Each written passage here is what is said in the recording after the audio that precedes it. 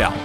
Hello, everybody. Welcome to episode 848 of the Video Game Outsiders podcast. I'm one of your hosts, Michelle Madison. And I, of course, am your John Jacobson. We got a big one. This is it, Michelle. Oh, my God. We What? do. We have a large We're coming show. in hot. We are. Hold on. I'm hot. Okay. So we have 5 games to talk about tonight. They're all pretty large. Okay. Large games. Yes. We're going to talk about South Park Snow Day. We're going to talk about Alone in the Dark. We're going to talk about Rise of the Ronin. We're going to talk about Princess Peach Showtime. And we're going to do a Dragon's Dogma 2 round table after that. You and what me a together. week of gaming, by the way. Like, I was overwhelmed with all this, to be honest. Like, it was like, holy shit. It's been bad to try to do all of it. And also, I saw Dune 2 over the weekend, and so that was cool, and that took up time. Then I've been like, oh, I want to go back and listen to the audiobooks and go watch the first movie too. So I've been trying to like do that, and then I was looking for Dune games, and I was like, I have no time this week. When is that Dune MMO coming out? That's that interesting, Dune MMO right? looks interesting because it's a survival craft MMO, and so yeah, I've got thoughts about Dune 2 and like the movie versus the books and all that stuff. And like, I don't want to spoil anything though. I wish we could do like a Dune show with you and like talk about it, but I know you know nothing about it. You probably haven't even seen the first movie, let alone the second movie. The one with Sting? I would like to watch that one. No. And talk about not that. the one with Sting. No. Why? Yeah, old school. Actually, I want you to watch that. Yeah. Can that you one seems please? kind of cheesy. That's what I'm telling you. I've been saying this all along because when I was a kid, Dune was weird. Yeah, well, it's different. There was also a really weird miniseries as well, but the movies are a totally different beast. So, all right, yeah. I'm gonna watch one of the movies. I watch the new movie, and then the second one will be out probably in May on HBO. I'm assuming. Yeah. It's in the theater still, although it could be a while. So yeah, I did that as well. So yeah, we're going to get into these games. Matt's not here tonight. He didn't want to play any of these games and he's been busy. So he'll be back next week. We'll catch up with him, see if he ended up picking up one of them, but who knows? We'll see if any of them are even worth picking up, these big 5 games. There's been a lot of controversy around Dragon's Dogma 2. A lot of babies, crybabies, Michelle. Okay, well, we'll see. I haven't talked to John about how he feels about it yet. We'll see. We'll see if how we both feel about that during the roundtable as well. But yeah, a lot of discussion around microtransactions and why this, why now, John. Maybe we'll have to get into that later. But right now we are live on videogameoutsiders.com. We do it every Tuesday from 9 to 11 p.m. Eastern. If you miss it, you can listen anywhere podcasts are. The place that we recommend, though, John, it's our app because we have tons of bonus shows there that we do during the week. Some are free from our wonderful community. They also did a show where they reviewed some stuff, and also Kevin from the Game Store guy has it, CC Games. And what do? We do bonus shows during the week, John, PC Outsiders, and so it's kind of a good place to catch up on the regular shows, but also the bonus stuff. And if you want to support us, you can do that as well. Get the back catalog. Well, how do they do that, John? That's right. Go to our website, videogameoutsiders.com. On that page, there's a red premium button. Go ahead and click it. Go to the next page. Sign up. Go premium. It's $1.99 a month. And then what's your premium? You unlock our entire back catalog of almost 20 years. And then, like Michelle said, all the bonus stuff we do every week. Yeah, we do other shows besides these regularly scheduled Tuesday night shows that are free. But if you want the bonus stuff like PC Outsiders, Micro VGO, The John Show, Netflix, Amazon, we do so much extra stuff every single week. So if you want to check it out, go to videogameoutsiders.com, go premium, $1.99 a month, and also grab our app, which is totally free on iOS or Android. Just search for Video Game Outsiders, and you can use that to listen to these shows. And then also, if you go premium, you can listen to the bonus content on there, or you can go to ilovevgo.com and listen on a web browser. All right, and then anytime during the week, you guys can send us voicemails, can be a question, comment, whatever. Just pick up your phone and dial 520-FEEL-A-VGO, 520-FEEL-A-VGO. Can be a question, a comment, whatever. Just pick up your phone and dial 520-FEEL-A-VGO. Tiger? 520. Tim here. First-time listener, long-time caller. I'm really excited to listen to next week's show, not just because of all these amazing games coming up, specifically just to hear John talk about how he killed Matthew Perry and the game Rise of the Ronin. So, yeah, thanks for all you do. Later. Sorry, I couldn't hear anything after killed Matthew Perry. I did kill Matthew Perry. Is it because you talked about him and he died the next day? That does happen here a lot. No. In Rise of the Ronin, the first boss is Matthew Perry. How is the first boss Matthew Perry? What is he on ketamine, stumbling around? What are you talking about? No, he's an American Navy guy. I'm so confused right now. What? What is happening? What do you mean? What do you mean? The first boss in Rise of the Ronin is Matthew Perry? The first boss in Rise of the Ronin is Matthew Perry. From Friends? Is Rachel he's the last boss? Or he's is it a Monica? naval off. I think he's based on a real person. Yeah, but they can't. He's a Commodore. They should What's have that? called him Mateo or something. You can't just go 1-to-1. Rise of the Bonin.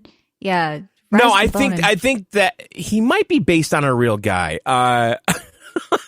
Yeah, the real guy's Matthew Perry, John. Yes. Well, no, you're talking about Matthew Calbraith Perry was an American naval officer. And call him MCP or something. You can't just straight out come out with Matthew Perry. He was in the War of 1812. Shogun because I was like, watch Shogun. You're playing Rise of the Ronin. It's a great show. Right. It'll fit with the game. So yeah, we're going to talk about that game as well as all of these others tonight. Let's just jump right into it before we get to the round table. We have a lot of ground to cover. I'm scared, We do. to be honest. All right, I'm a little here frightened, you know. I have a blanket nearby. So I did play some South Park Snow Day. It came out today. And before it came out, like apparently IGN gave it like a 3 or something. So I was like, ooh, that doesn't sound good. But then some user reviews started coming out and people were saying it's not as bad. So I'm like, all right, I'll give it a try at least for the show because I'm a huge South Park fan. I like the cartoon. I think we all do, right? We've all sort of grown up with it. It's a fun show. And the other games were actually pretty decent, but this one is totally different. So it's a $30 game. You can play solo or co-op with your friends. You're like the new kid in South Park and there's a snow day. And then it turns into like just a couple of missions that you have to do as that new kid where you're running around with either your friends or AI partners to sort of save the city from the elves and, you know, all the different characters from the show that you're going to interact with. But it's basically a hack and slash sort of co-op game. But it's, like I said, it's very short. I've heard it's only 4 hours long. Okay. Now I'm looking at it. It looks kind of fun to me. Yeah. like, I mean, here's the thing. Now it is like, THQ Nordic, though. Yeah, I know. And they also did Alone in the Dark, next game to talk about. Okay. Here's the thing with this game. I can't say it's terrible and never pick it up. I would say for $30 playing alone, for me personally, it's a pass. Now, if this is $15 and you get your friends to play with you, I actually think you could have some fun here, running around together in a beautiful South Park world, having some fun. Like there are these sort of cards you pick up as perks where you can swap around weapons and level things up with the whole, like, I don't know, just like roguelike system that they have going on in these missions with these different card perks that you can kind of fool around with weapons and stuff. But the AI teammates are really, really bad. So playing alone, at least today, I was like, I don't think that this is something I would recommend kind of as a solo player because the AI, and you can join random people though. So if you're one of those people that's willing to join up with random people, sure. Okay, so it says on Steam here that someone said it's an unapologetic button masher. Is it like a Turtles like arcade kind of game like that? Like I think Turtles felt a little bit better, but no, it's not that sort of view basically, but it's like people are calling it like Vermintide in South Park. So okay. I don't know. Like I said, it's kind of cool, but it's the combat. The levels look cool to me. Yeah, like what sells is you gotta like South Park. Okay, so without the franchise itself, I would probably not really hold a lot of interest to me. But it's kind of cool to feel like that new kid in South Park and hear Cartman and kind of get thrown in with everybody and talk to Butters and sort of that sort of thing. I think, it's fun co-op for a few hours and that's really all it's going to be. It's going to be one night of gaming with your friends. So to me, it's like South Park Snow Day when you see it on a sale, maybe next Christmas winter sale on Steam or something, you pick up a 4-pack for $20. Totally cool with it. Like I think you could have a fun weekend with your friends. But right now, I think the 3 is probably a bit harsh. I think we're starting to see some extreme numbers from one end to the other. Now, lately Game Grin, Michelle, which is a site that we go to a lot, they gave it a 9. Game Grin gave it a 9 out of 10. I mean, it's a bit much for me. I think the 3 was a bit much. I think the 9 is a bit much. I'm kind of in the middle here with this. Like, I get why people are kind of having a little bit of fun with it, but I also think that for this price, really, really basic, kind of just like, and only, like I said, 4 hours long with cutscenes, Ginger Man says. So with cutscenes, that 4 hours could only really be like 3.5 hours gameplay. Now, is the price appropriate though? Is that the saving grace? I think it's a little overpriced for what it is, if I'm honest, especially when you're talking about a co-op game like this, where you need to get your friends to pick it up generally. Yeah. for something like this to actually be fun, because playing, like I said, with the AI people kind of just didn't feel good. But I don't know. I think it's kind of cool, but I can't recommend it for 30 solo. I can recommend it for like 10, $15 with your friends if that happens. So if you like playing these fun hack and slash games, if you love South Park, I can totally get why you'd have some fun with this. I had a little bit of fun, but it's just not something I'm going to keep up with right now. I probably would play it again, like I said, if other people picked it up and it was a little bit cheaper. So, yeah, interesting that it's that short. Not a lot of missions you can do. There's only 5 chapters. Right. Now, do you have like different abilities, different classes? Yeah, like I tried a fire wand, and there's like different types of like a rogue. Like you can do a quick stab and a dash, and then you have special powers like a fart. Like you can like rise up and like jump up on mountains on and do like silly stuff. And so yeah, it's got a little bit of humor. It's not like offensive. Yeah, a little bit with that sort of like fart dash thing. Like, yeah, there's some boss collectibles. Battles. Like I could see. Exactly. Like I'm just okay because I'm looking at it and I could see this being kind of fun on the Steam Deck, assuming it works. Yeah, some unlockables and stuff. Like you can get balls hanging from your chin if that's like your thing. Some things from the show, but yeah. So like I said, I'm not totally hating on this game. I think the 3 is very harsh. But for me personally, I can't just be like, yeah, it's a winner, go out and get it right now. I think that is probably something that's like a wait for sale type game because no rush. It doesn't feel right to play it right now anyway. I mean, it's not snowing by me. I know it may be snowing by you, but maybe it's like next Christmas, you buy a pack and you have some fun with your friends for a night. So that's kind of what I think about this game. So let's move on to Alone in the Dark, which was a game I grew up playing, which was one of my most memorable memories. Was the first time I played Alone in the Dark. So this is the remake of the cult classic from the 90s where it was a horror game, it was an adventure game, and it scared the shit out of me as a child. I just don't remember much else about the game. Being trapped in a room, like I couldn't get out this door, and I had this like strong memory of and fear with this house in Alone in the Dark. And when I heard they were doing a remake, I'm like, I have to check this game out, even though it may be shitty. So it is basically a full price title. I was going to ask you, like, just visually describe the original, because I never played the original. The original was just like a basically like early 90s like adventure kind of Sierra looking kind of thing. Yeah, 3D. Yes, exactly. It wasn't like a point and click thing though. It was you moved around and a little bit, but yeah, you walked. Yeah, I don't really remember how I was controlling at the time. We didn't have WASD back in the day on PC. It was arrow keys and then point and click and stuff like that. It was. By the way, that was so stupid. It was. And when I first started playing World of Warcraft, I actually used to use the arrow keys, like and I would cross my arm over, and then I'm like, wait a minute. How do you bind your keys? Oh, you have to use WASD because it was like a huge coming out from like, I don't know, it was a very weird time, like when I first started playing WoW Classic. So anyway, Alone in the Dark, this remake here is a full price game, even though you could get it for like $54 until the 27th, but it's a full price game. And I was kind of shocked by that because a lot of times when you see these like THQ Nordic sort of remakes, they're sometimes $40, $50 games. And the thing with this game is somebody had this in the review, and I think it really sums it out. It says, it's crazy how a game that inspired Resident Evil, which is true, the original Alone in the Dark did inspire Resident Evil, has now been inspired by Resident Evil in the remakes.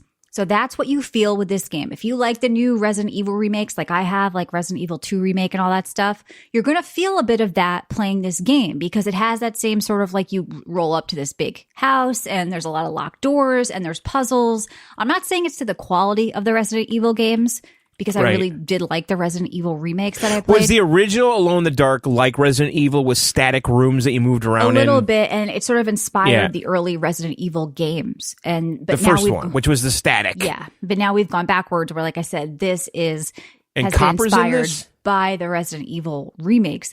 Well, I mean, here's the thing with this game. I'm very mixed on it as well. I know the reviews are mixed, and I'm kind of mixed myself personally. I'm torn with it. So there's a lot of stuff I like about it. So they have Hopper from Stranger Things, good actor. They've got Jodie Comer, I believe her name is, another good British actress, really well voice acted, has the real actors in the game, like doing a lot of good voice lines, delivering good dialogue. Like you're into the story. You want to figure out what's going on at the mansion. You're trying to find your uncle. And, you know, you're exploring this cool sort of house and what's behind each door, and there's cool puzzles and lockets and how do I get into this box and where do I find this? You pull up the map and the inventory and you're kind of like, wait, am I playing a Resident Evil game?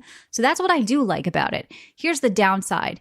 The combat feels pretty shitty because there are guns and they're searching for ammo and all that stuff, that typical loop, like I said, with the new Resident Evil. But in Resident Evil, the shooting actually feels pretty decent and the combat feels pretty decent. In this game, it just feels a bit off. It feels clunky. I know they had to have combat.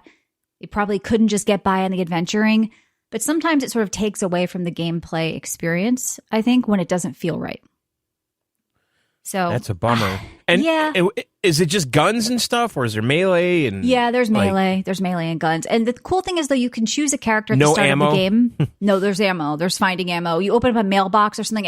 Ammo's just in everything. Ammo's in a closet. Ammo's so in you're a not drawer. like rationing, like you got 2 bullets for a half hour. Well, Like it's not like sometimes that. you are. I mean, actually, yeah, I was kind of ammo aware. At one point I ran out and then I was beating somebody with like a shovel. Yeah, ammo aware. I was ammo aware. I was beating somebody with a shovel and then the shovel broke. And I'm like, oh my God, there's melee repair. Like, what is happening? So I do like this game though a little bit, but I honestly can't tell you if it's just because my nostalgia is coming through with a little bit of love for the property, or just the fact that honestly, look, it really was kind of a cool narrative game where you're into the story, you're into the acting, whatever. Like you're into the puzzling, you're into the old school point and click adventuring is here, but the combat just isn't it. So once again, for me, it's kind of a wait for sale game. It's not a run out and go get it right now, full $60 price. But I'm not totally hating on it either. I just think that it was something that was kind of like 75% there and it had the potential, but it didn't fully get there for me. But I think it's recommended, like, I don't know, like, wait, what are the reviews? They're like mixed, right? People are not totally shitting on it. I'm kind of mixed myself. What's personally. the 2008 Alone in the Dark game? I don't know if I've played that. It was like a reboot. Yeah, CC Game says shovels last 20 years in game 5 minutes. That's true. I think my dad growing up had the same shovel. I remember. It was like, it had it in the 80s, he had it in the 90s, he had it in the 2000s. I have my dad's shovel. Yeah, shovels don't die. But they die in this game. The shovels died. I did get a little annoyed at one point because it was like a door opening simulator in this game.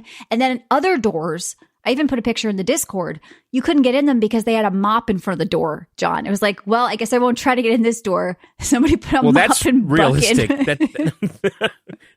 It's not, because I still have the same mop. Yeah, I don't have bucket. locks on my house. I just put a mop in front of the house. So yeah, Laz is asking me, will I play both stories? Probably not. I'm probably only going to play one.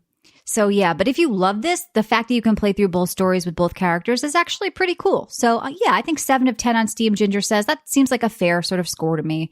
I'm maybe more floating around a 6.5 myself, but it could just be because I have so much to play right now. Honestly, like if this game hit me on a week where I wasn't playing a bunch of shit, I would probably maybe have been more apt to say, let me just go through it all. Let me do the other story too. But no, I do think there's a lot to like here. I just think it's not perfect, and I can see why there's some sort of mixed stuff going on with it. But I think it was cool. It's more a wait for a sale kind of thing, or just when you're in the mood for that kind of Resident Evil-esque, not as good, but pretty cool type experience.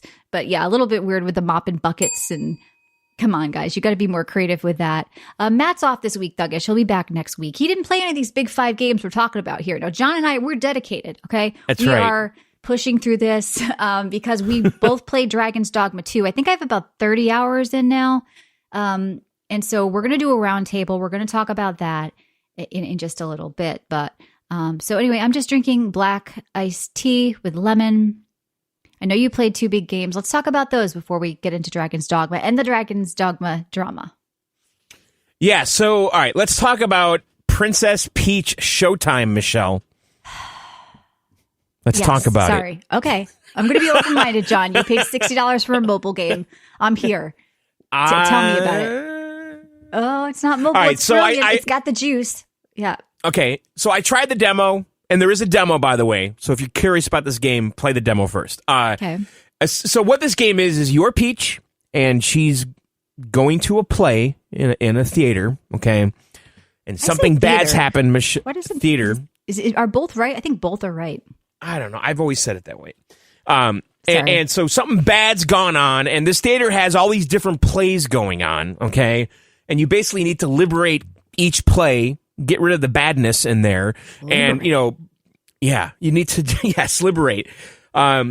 So whatever, this theater is cursed, Michelle, and all these plays are cursed with bad guys, This okay? reminds me of a raid in World of Warcraft. There's actually a raid like that where there's different plays that go on. You run around as the bad wolf and all that. Okay, so that's how they do the different scene changes, right? Like the different modes in the game, her different outfits. Yeah, you're basically in like a lobby, and there's all these different little theater rooms that are all have different plays. And when she goes in there, she's in that play. There's like a Western one, there's Kung Fu, there's like a mermaid, there's Cowgirl, which is the Western. Anything awkward that doesn't fit in, like they got lazy. Patisserie. I haven't done the mermaid one. I don't even know what that's going to be like. Are you underwater? I don't know. But when you go in there, so like, okay, so there's like you're literally like on a stage. There's a spotlight on Peach, and her core ability is like this little, like, I don't know what you call it. She has like some ribbon that she twirls around, and it basically just makes things come back to life, that are possessed, right? And there might be dead plants or dead trees, and she twinkles them, and you advance through the level doing that, and then eventually in the level, though, you get the ability or the outfit for that play, which then gives her new abilities. So, like, like the swashbuckler one, obviously gets a sword. Now she's got that combat. Do you have the to ninja do them one, in a certain order, so you always have the sword to go to the next? Okay. No, I haven't. No, because you only have the sword when you're in that play. Oh, that takes place in that setting. You should gain something that goes through their setting with you. No, so like when you're in the Japanese one, you become a ninja, and you have like throwing stars and stuff, and it's a very kind of low stress game, i.e. not hard. Well, they're expecting 7-year-old girls to buy it. And listen, okay, I played for a couple hours over the weekend. I did the full demo. I did a lot of the stuff again because that's in here. And then I got to experience some of the stuff I hadn't experienced before. There are 10 different plays and outfits that you're going to eventually do. I probably did about half of them. And I'll say this. I don't hate this game. I think the performance is bad, by the way. I don't hate it. I really don't. I actually like this game a lot because if my daughters were younger, we'd be all about this game. They're not anymore, but back in the day, this would have been a game for them, and they would have been into it. You know, honestly think Nintendo brought their best for Peach for $60 with a stuttery mess with bad The performance gameplay. is really disappointing, I have to say, and it's most noticeable like in the lobby and like when you're in the level. It's not that bad, but it really does chug a lot in many, and it's so noticeable. And I could say honestly that most Nintendo games don't do this. And I don't know, and they were hiding the developer. Remember we were talking about that last time? Yeah. And the developer has finally been revealed. I actually didn't look at it, but I don't know why they were hiding. It was Goodfeel Games, who did they did Wario Land, they did Yoshi's Woolly World, they did Yoshi's Crafted. So the developer has done a lot of... Well, what is it about that game? Is it that the Switch is so old now? Or is it that there's something about that game that looks so... I mean, it doesn't seem taxing. You're in small levels, right? I watched her frost a cake. I'm not going to lie. I kind of like the look of it. Okay? But so like that level, you're basically just... Yeah, you are frosting a cake. You're mixing ingredients. Like, that's your power at the end. That's almost like a boss battle, like a cook-off where you're making these cakes. So the stuff is varied. I don't know. I think that, if you're open-minded... Listen, this is what I think. After playing Ronin and after playing Dragon's Dogma 2, I gotta say, this was low-stress gaming. Just kind of like, let's just chill out. Honestly, I want to ask you this. Could this have been a $2.99 mobile title for Nintendo? No, it's way more than that. No, there's way more juice in... No. There's juice behind it. A lot of effort went in. They did not phone it in with this game, besides the engine being shitty. Doesn't mean they phoned it in, though, but it's like Japanese Rural Life Adventure on Apple Arcade. Like, you can have big, full games, Nintendo quality games. I'm wondering why you feel it's worth $60 to... I think 60 is the wrong price. I think maybe 40 would be a little more appropriate. But I don't think it's a $3 game, Michelle. No, I disagree with that. I think it's got the juice. I think it's got the Nintendo, flair and quality control, except for that fucking engine. I don't know what's going on because this game's not, some super intense like cyberpunk Crafty game. Says the game is not worth $20. Yes, it is. I disagree with that. Kevin says selling well to store lots of little girls buying it. So yeah, and maybe it's doing what it needs to. Yeah. It's all right. You're taking one for the team. You're letting all those guys out there know if you have daughters, you should probably pick it up for them. So, yeah, I think so. I think it's a very, approachable action, not really puzzle, kind of puzzle. It's a baby game for babies. It's a baby game for babies. There's exploring, there's secrets, there's hidden things, there's Which might be what people not a want lot these days. Because, by the way, I didn't mention in Alone in the Dark, it made me laugh. They had 2 modes, modern gaming and classic gaming. Modern. No, modern gaming says we will handhold you. We will tell you where things are. We will show you where to go. It's marked on the map. Classic gaming was just like, here's our regular intended experience. Modern gamers want you to fucking walk them to the fucking toilet and hold their hands and wipe their butt after they shit. They really do. And if it's not, it's almost just like admitting it's admitting that everyone is soft now. Here's fucktard mode for modern gamers, and here's the way we kind of want you to play classic mode. It's like, here's the way gamers used to be, and exactly, and then here's the mode where we think they are now, unfortunately. But people are spoiled by it. Even it like taints us too. You start to get used to like the way but then it gets worse and worse and worse, and so like the classic way that we all grew up gaming, and even like 10 years ago, it's gone. It's become so like in your face. Okay, so I hear you on Princess Peach. Yeah, and Nintendo started doing that handholdy stuff, I think, before everybody. Because, like, a couple Mario games ago or something, like, if you died enough times, it would start assisting you, with just options to just skip things and like, automate the platforming and stuff. Yeah, because when we were young, we had to do it, but kids these days would just probably, like, go burn down a school or something if they couldn't. Yeah, and back in the day, too, like, you'd launch a game that had no game save. And you basically had to sit there and play the whole fucking thing. And if you died, you died. Nintendo treats you like you've never played a game in your life. I hate that. Right. Well, they know their market, I guess. Most of this time, though, you can turn all that shit off, but it is there. Like on a lot of their newer games. And Nintendo stuff's funny because I always feel like in the beginning, it might seem babyish, but towards the end, it gets challenging, But like Mario Wonder definitely has some challenging levels in it, but they're not all challenging. And people can skip the harder ones. Okay, so let's talk about Rise of the Ronin. Yes. Now, I did watch the FX show that's on Hulu, Ronin. Finally. Shogun. I was telling you every day, watch Shogun. I know. I watched the first... I didn't finish the third episode, but that's how... I'm like halfway through the third, and I got sucked into that immediately. And I know when I was a kid, there was a Shogun show in the 80s, and I guess it's all based on the same material, but it's basically about these colonizers or Portuguese and English and Americans, I guess, eventually that were basically trying to set up trade with Japan. And during that time, they trusted the Portuguese. And then in the TV show, the first like British Navy ship arrives and they're like, fuck the Portuguese, we're going to help you, whatever. And so there's that whole thing that went on back then where Japan was a secret to the West. No one really knew where it was, how to get to it. Yeah. And the Portuguese found it first, and they were exploiting it by taking all the trade out of Japan and bringing it to Europe. And I really, really, really encourage anyone that wants to play this game to watch at least the first few episodes of Shogun I'm picky, on FX. And I do like that show. I think it's very good. It's like a Japanese Game of Thrones, and the lead actor is very good. You're going to get a kick out of the guy. He's kind of like this British pirate. So, John, now I have to ask you because with Rise of the Ronin, I've had people come to me because they knew you were playing, and they're like, oh, this game, the internet says it's bad, so it's so shit. Why is John even playing? And I'm like, well, I haven't even talked to him yet about it. He may love it. He may hate it. I don't know. Like, going into this, I don't know. Well, I'm going to tell you what sold me. I'm going to tell you what sold me on this game. Okay. Now, like, I have to admit, like, Neo, I didn't get into. I loved Ninja Gaiden. I loved the early stuff on the Xbox, like Dead or Alive and Ninja Gaiden especially. Like, totally into it. Neo, it didn't do something for me. I don't know what Neo it was. 1 and 2, but they're different games, right? This isn't meant to be some Souls-like game. Yeah, what sold me on this was the little video they released showing the main character, your character, climbing this like Western-looking tower, like in a very Assassin's Creed platforming kind of way, right? And I'm like, okay, that looks different. I want this, right?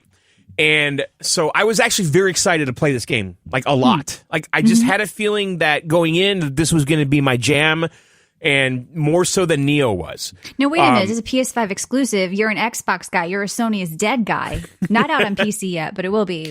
How do you feel about that going into this? I didn't really care, to be honest, because I had both systems. Yeah. Like, if I had just an Xbox, I would be. I know the Xbox were pretty. They were panning this game. Yes. Just blindly, I believe, because they couldn't get it. And I look back at early, again, Team Ninja games, and I relate to Xbox to that, you know. But that's not the case here. This is a PS5 game. So anyway, fine, whatever. Also, a lot of criticism about the visuals, especially coming from Xbox, saying, it looks like a PS3 game, dude. What's going on? Going backwards. All right, just calm down. Because I haven't seen the game itself. I've seen. I think it's... No, I think visually it's just fine. There's 3 modes. There's like a performance mode, there's a visual mode, and then like a ray tracing mode. I'm doing performance. I didn't even try the other 2 modes. I think it plays great. It's fluid. It's fast. Visually, I think it's fine at times, especially when you're kind of looking at the horizon at a city or something. You realize just how low poly the boxes are for the buildings and stuff. Yeah.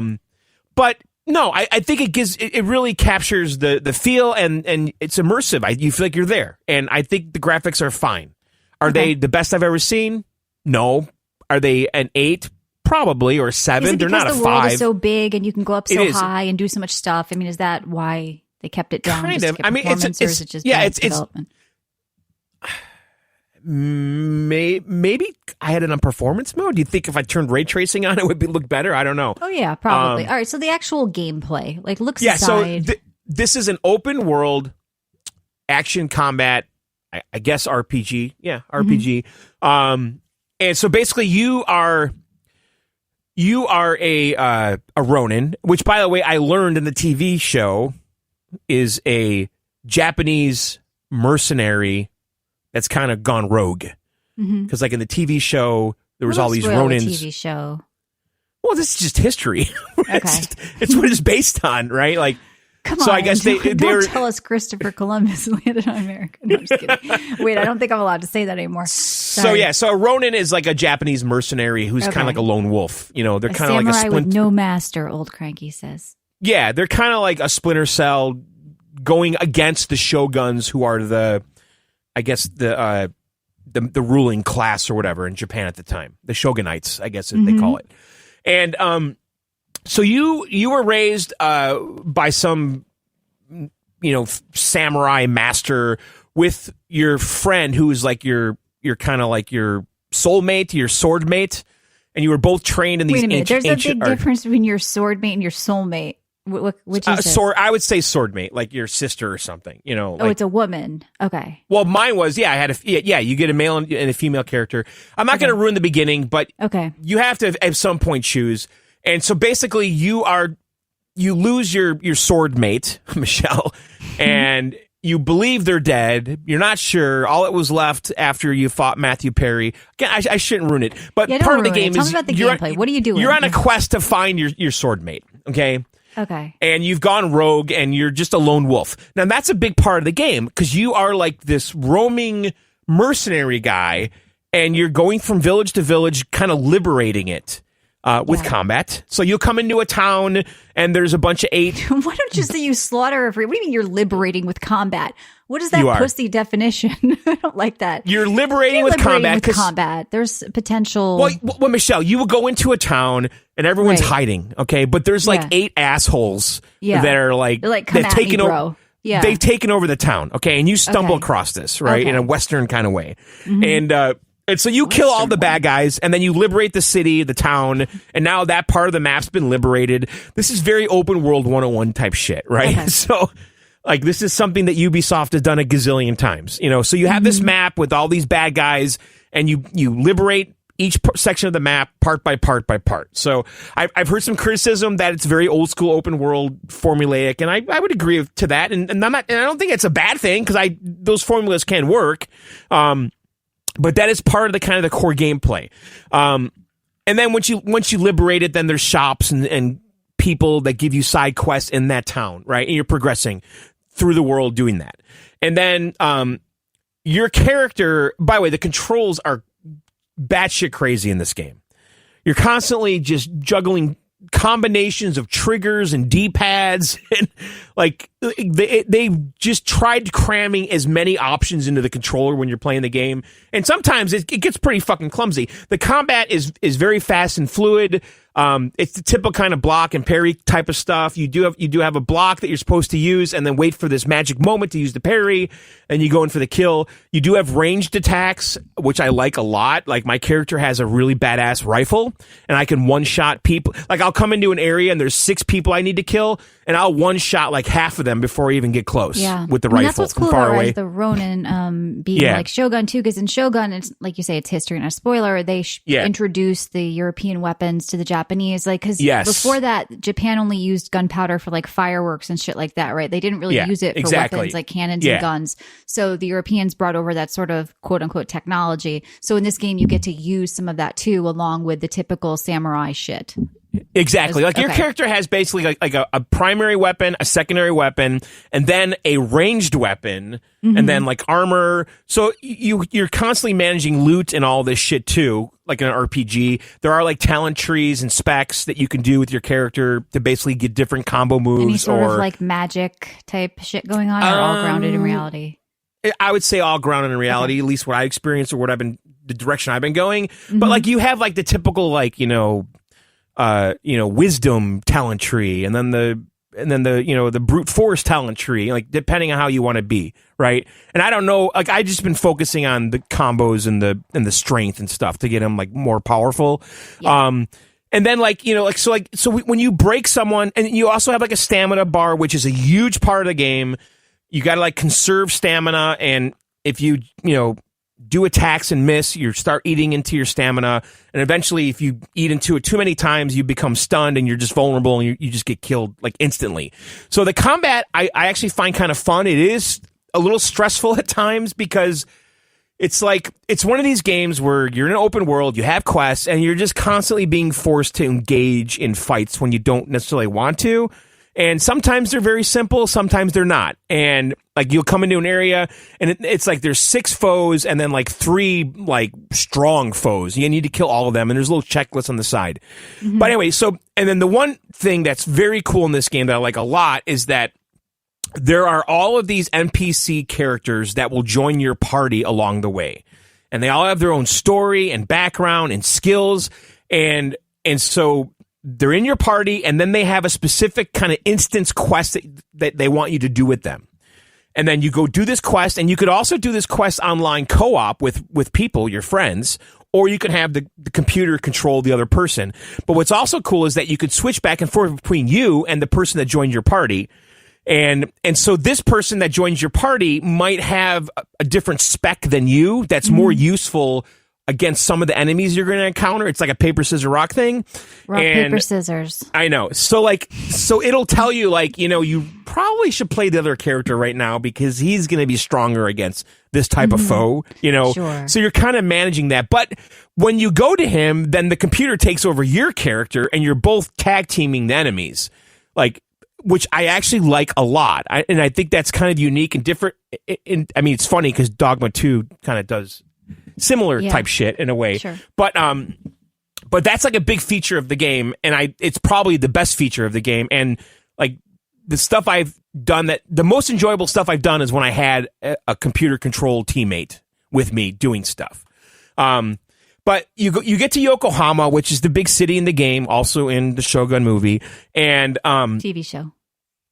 Yes, TV show. But then that's when the game really opens up, and you really start seeing the Assassin's Creed roots. Right. Your character has a grappling hook and a glider. Oh boy! And so when you get into Yokohama, suddenly you can start platforming everywhere. Like, on the way there, like the first couple hours or hour and a half, whatever it wasn't evident that this was going to become part of the game. But once you get to Yokohama, there's shit hidden everywhere, like bags of equipment and stuff. So it sounds like mid-game, the game takes a shift, right? All of a sudden you're climbing and grappling and gliding. Yeah. I mean, you can grapple in the beginning of the game, but it's it's rarely used, you know? But like, when you're in Yokohama, there's grappling points everywhere, and you could launch off the roof of a building and then open up your glider and then glide all around and try to get to, kind of tricky spots and stuff that don't have grappling points.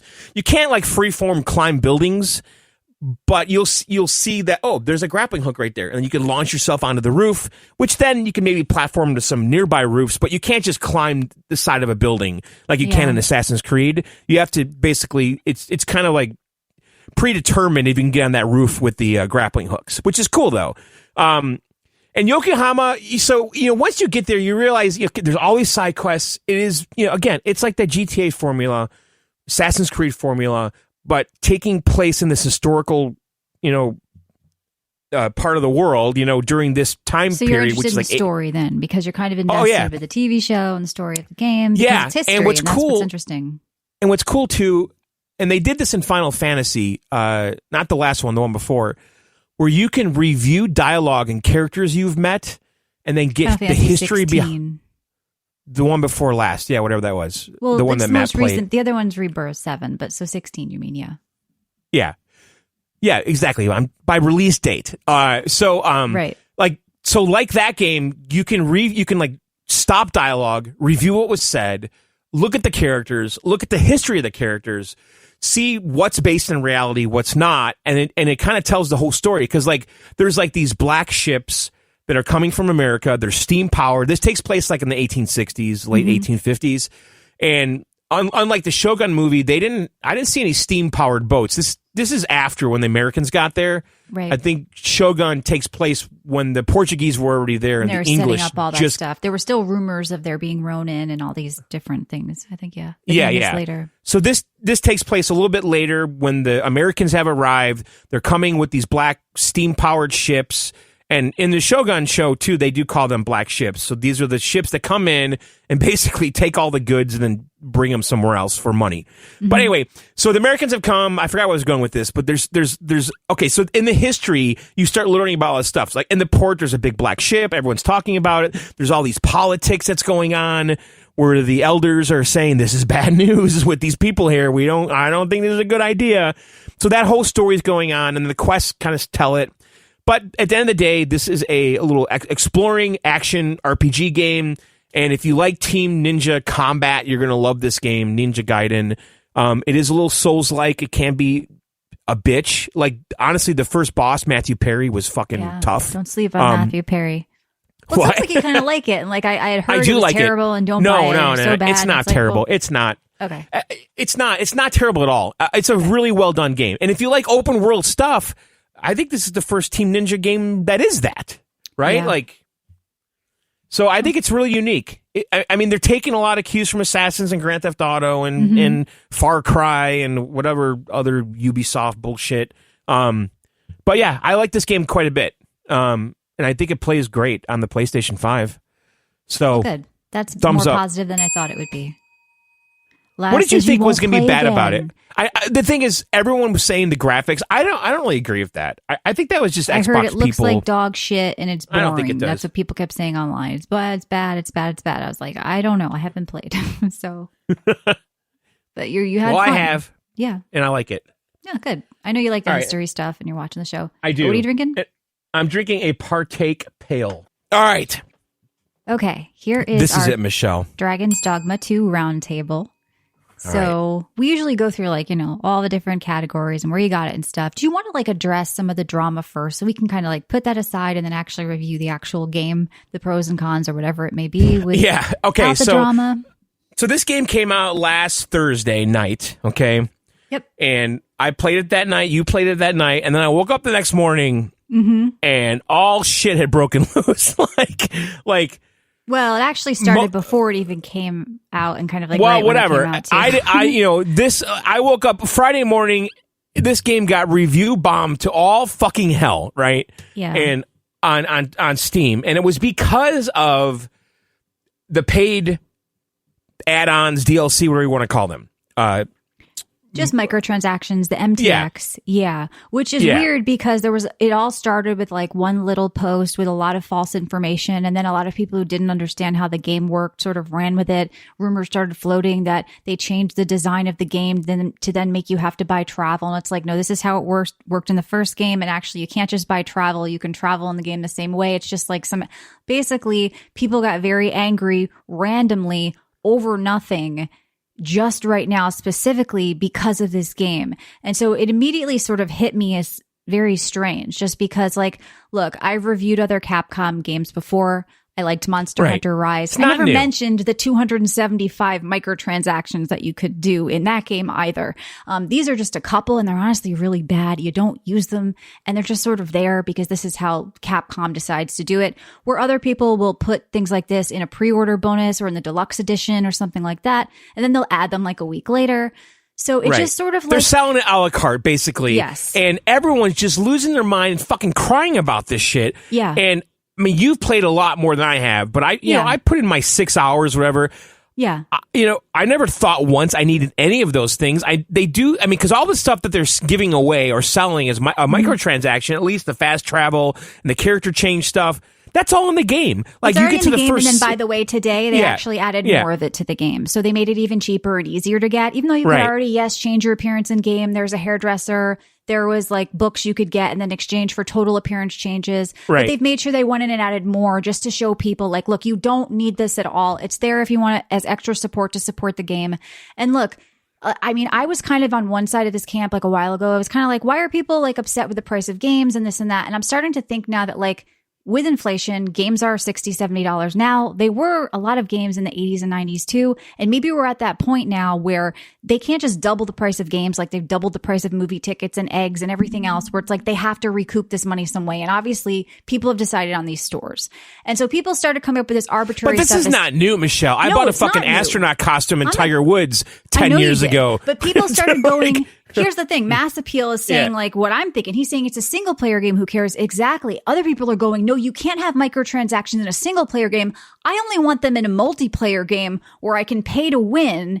And that's when battle passes are good. And when you get FOMO, like, no, that's when they're fine. When I feel pressure in Helldivers to have to pay to win with the battle pass so I can get a gun like my friend, that's when they're okay. But not my single player game. No, I've never seen anything like this before. But again, it's all optional. Like, I don't see the harm in, like, no one is being pressured to buy any of this stuff. Honestly, if I thought this shop was bad, and the shops in Devil May Cry and the shops in all the other Capcom games were worse, and I never brought them up because honestly, they're there. You don't even know that they're there. It's like you'd have to specifically go on the Steam store and like go into the online there's a store. Link in the game to go there. Yeah, you'd have to press online store. It's not a pop-up like in Diablo 4 where it's flashing like battle pass and you click on it. It takes you to Steam is what it does. It pops up in the Steam overlay. And they're all useless. And so many people are so misinformed about what they are, or like that it's new, or that they sprung it on people. Well, Michelle, listen, the reality is that people don't play games anymore. They just bitch about them. Yeah. Like they haven't played it. They haven't tried it. They don't even know anything about the game. We don't have gamers anymore. We have people who commentate on games and people who watch games and want to get outraged. They move from game to game that they have to get outraged about for whatever reason it may be. And then they're going to shut everyone down, like they did with Harry Potter, and they did it with this game. Like, how dare you talk about this game or stream it? And like, going into different people playing this game, calling them shills. That was going on Twitch. They would say, why are you reviewing this? Well, why didn't you mention this in your review? And then people said, well, I didn't want to mention it. It wasn't a big deal to me because every game has this, so I started, I even got into it with a lot of people in the community that are like, well, I can't play this game because it's a single player game with microtransactions. And I'm like, well, these other games you played you didn't say anything about those. So you're just going to never play a game again. Like, I'm not an activist. I'm a fucking gamer. So I'll mention that they're there from now on if it's this huge sudden concern for the community. Michelle, they've been in the games for like 12 years. It's not new. I know it's not new. There is nothing new, and there is nothing even egregious or bad going on in these specific store ones. Like, they're bad. It's like a handful of bad shit. You would have to like just want to buy to really support them. Like, there's no purpose to what they're really selling. Oh my god! There's a thing here. An article: critics must rescore Dragon's Dogma in light of microtransactions. People are losing their mind. They're like, I'm taking a stand with this one. And then there's a whole debate like, you're supporting these microtransactions if you even buy the game. No, you're not. You're supporting them if you buy them, but you're not supporting them just by buying the fucking game. You know what though? If I want to get fast travel or those you're not crystals, getting whatever. fast travel though, because you still need the crystals in the game to travel. So it's an extra. I know, but if I want to get something sooner and I want to pay, but that's you don't my really fucking prerogative. Sooner, though, because if you understood how port stones work, you have to drop them at certain points in the game, and when you get to those certain points in the game, there's a quest that gives you a port stone, and then you drop it. And you still need the stones to be able to use it. So basically, they're really bad what they're even selling. But whether or not they were good or bad, they're optional. And by the way, on PC, you can cheat anyway. You can give yourself infinite gold, give yourself infinite travel. Give yourself infinite speed. There are mods that do this Michelle, for you. Let's so talk whatever. about some of the. I want to just go through these, just so people understand. Okay, so for $2.99, you get Explorer's Camping Kit. This is you don't again need like you don't need but it. There's camping kits outside of every camping thing you find. I know, but again, this is like bonus stuff you get if you bought some deluxe edition, right? Like, yeah. So what it is after when the music and deluxe edition sound comes collection. out, they sell them a la carte after. Okay, Right. and every game does this. Like I was even showing like the Last of Us PC version for the deluxe edition. They sold like faster reload ammo. Like even games you wouldn't even think of. Like if you look and you go digging, like they're giving you some pay to win perk. Baldur's Gate 3 had an appearance change thing in the deluxe. Nobody gave a fuck. Like now all of a sudden, even people in our own community, and I even had some of them sort of hint at sort of questioning my integrity. I have a bias with this game, I was told, very specifically with this game. I can't help but think if it was any other game, you'd be just mad about as hell about this. It's like, would I? No, I've never mentioned this once. Like I said, Monster Hunter Rise review, another Capcom game with 275. Never even mentioned it in my review. You know what I said? Monster Hunter Rise is pretty fucking cool. It's fun. I like this game. Like I am a gamer, not an activist.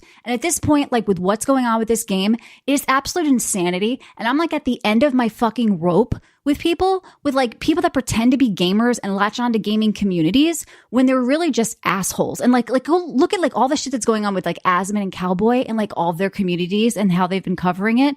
Like if you look at all the comments and like Asmon's videos, and I'm a huge Asmon fan, like all of his viewers seem to be just like angry, bitter people who don't play games. And because of that, they're so mad that they just want to find a reason to boycott and cancel every game. And then if they find somebody who plays that game, they then go to their communities and start attacking them. So a bunch of people, it's not Asmon's fault, a bunch of people in Asmon's community started going to Cowboy's channel, started going to other people's channels who were playing this game and saying, you fucking shill, you're supporting this fucking shit. You knew about this. Why didn't you tell us? You're a sellout for Capcom. You're a piece of shit. Cancel this game. Shut it down. It's like, what the fuck are you guys doing? Like, play the fucking game or don't. It doesn't make any fucking sense. You have this massive open world RPG. Like, what is happening and because to society? The game has optional microtransactions that you don't have to do at all, you know, it does maybe fast track some things, but again, a million games do this already. I pay for Call of Duty every fucking year and also pay for the Battle Pass because I get blueprints quicker. That's a full price game. If I have a problem with sort of pay to win stuff, like in multiplayer games, honestly, that's when it does bother me a bit. Well, that's when it's worse. Yeah, that's when it's worse. Like I've always it's said actually benign in a single player game. It's very benign in a single player game. And honestly, you can cheat if you want to fix it. And so like if it's not making you better in a multiplayer game, I'm kind of okay with it. Like it's cosmetics, whatever. Like even something insane like Diablo or World of Warcraft, where I already pay for the game, I pay for a monthly fee, and then they sell me $60 horses. Okay, it's like, okay, well, you know what? I'm not going to support that. But like in this game, for whatever reason with this game, yeah, I know people started going ape shit, and I didn't talk to you about it. I didn't want to like get in your head. I didn't want you to get in my head. So I was like, no. I didn't want to talk to you about it. And the thing is, I live in a vacuum anyway. I saw that people were losing their mind, and I just like, whatever. I'm just going to play the game, and whatever I think is what I think. Like, you know, and not one time, like I said, I know you, again, played a lot more than me. Not one time did I ever feel like I needed to go to the fucking store and buy something. Look, I have Capcom did not give me a key. I'm not a fan of their PR guy in America. I'm not really that big of a fan of Capcom, if I'm being honest. Like I like Resident Evil, I like Monster Hunter. I'm not a huge Capcom fan. Okay, but even games I love, like World of Warcraft, you guys have heard me criticize the fuck out of Blizzard and WoW for 20 fucking years on this show. Like I am always going to criticize something, even if I love it. I have no special attachment to Dragon's Dogma. I played the first game. I liked it. I was excited for this one. If I thought that these were bad in any way or at all like impeded on my fun in the game, I would tell you to not buy it and not support it. But it's business as usual here. Every game pretty much has this. It's rare if they don't. It's only because they're a huge property and they can maybe get away with it. Every single game has these sorts of transactions. So you guys can either decide to never play a fucking game again, and I'll be watching you. You people that are saying, oh, how dare you play this game? I can't play it. I'm going to be watching every fucking game you play now. I'm going to be watching every single player game, because apparently it's just single player games. I'm going to be watching every single player game, and we're going to figure out why you decided there. Stop. Just eat shit. Okay. You're gamers. You're not activists. So you're going to live your whole life this way? Get rid of your cell phone. It was mined by slaves somewhere. And, you know, those are all sorts of shit going on out there. You guys better start getting into the woods and get fucking barefoot right now. I want barefoot people in the woods with no electricity because that's where you're headed. Like I said, let's just go play tic-tac-toe in the sand because that's go fucking rub sand up your ass because you're not allowed to use toilet paper because you cannot support the company. Okay, let's talk about the game. Okay, let's talk about the game. Let's talk about the actual problems with the game because there's actually some problems. This is the problem though. This game is tainted by this optional stuff. It is. You know, I had friends buy and return the game, and their message me like, "I hear you have to pay for travel." I'm like, "No, you don't pay for travel. Right. Where are you and hearing this?" You got to pay to change your character. You know, and I'm just, how could they spread? It's like you guys are you're not. This is not happening. And then they rebuy Michelle, it and they play it. Let's talk about the game because this has been beaten to death. Okay, you guys understand, but you're not hearing a lot of a balanced take on it because a lot of people are talking who haven't played the game and have not played the first game and don't even know how the fucking game works. This is why we're going to talk about the game. So we're going to talk about the game. We're going to go through all of it, how we got it, the graphics, actual problems with it, because honestly, it needs a performance patch. They did a little thing today. I'm not sure. Okay, save it, Michelle. You're getting ahead again. All right, let's talk about this, okay? I know you're fired up. Yeah. You okay? I'm fired up because I've been dealing it's ridiculous. Like you can't play games anymore. It's never about the game. It's about are you supporting a big company? Oh, I didn't realize we were on the big corporation. What are you doing? Do you know that there was crunch in this game? Do you understand that they had to work 9-hour days? The big corp, Michelle. Are you big corp? Are you a capitalist, Michelle? Tear it down. Tear it down. I'm playing Stardew Valley, and that's it. I want these fuckers outside with markers. Okay, I expect to see some stuffing. All right, so let's talk about how we got this game. I want to thank Holy Ears. This is a bunch of fucking bullshit. These people, they didn't have decaffeinated coffee in the break room. Do you understand that? That was a good one.